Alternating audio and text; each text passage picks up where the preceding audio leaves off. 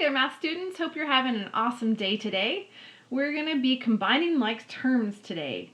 So I included this worksheet on your assignment. If you don't already have it, print it out. If you have a printer, go ahead and hit pause and print it now.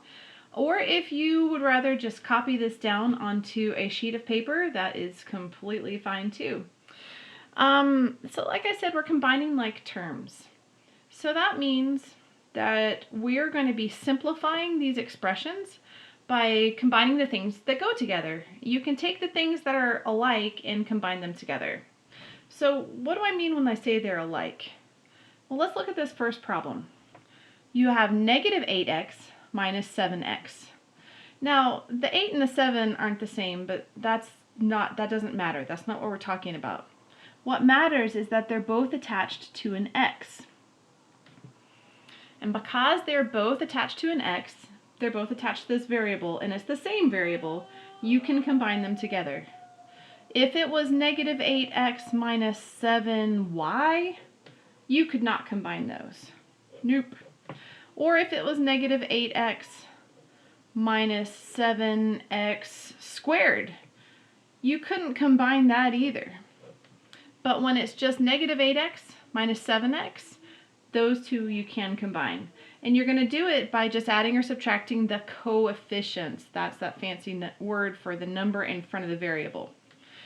So basically what you're thinking is negative 8 minus 7. So if you remember our song from yesterday, same signs, add and keep. So you have negative here and negative there. So let's add them together. 8 plus 7 is 15. So same signs, add and keep, and so we got to do the keep part, which means keep the negative that was there. All right. Now because they both have that x after them, we're going to just keep that x there also.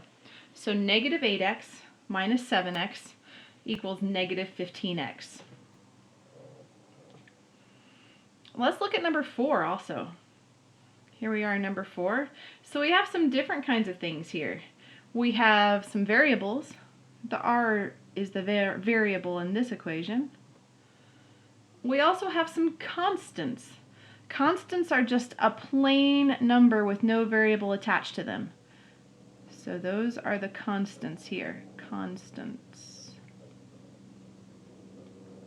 And then these two are the variables. Okay, let's combine them together. You have r plus another r.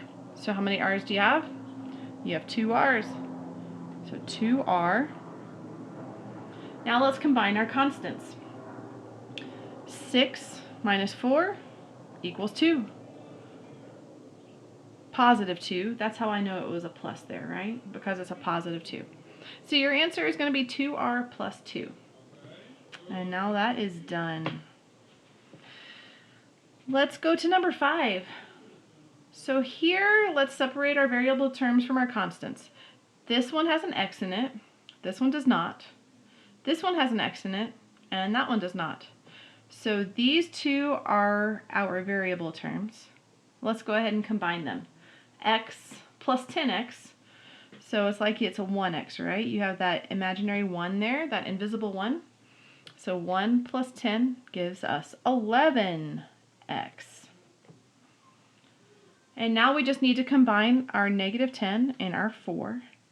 So negative 10 plus 4. And if you remember our song, different signs, subtract. So 10 minus 4 is 6. And then keep the sign of the larger number, then you'll be exact. The larger number is the 10, and it's got that minus sign, so we're going to make it minus. So our final answer, get away fly, our final answer is 11x minus 6. And that's how you do it. If you have questions, let me know. Have fun on your assignment. I'll see y'all again soon. Bye.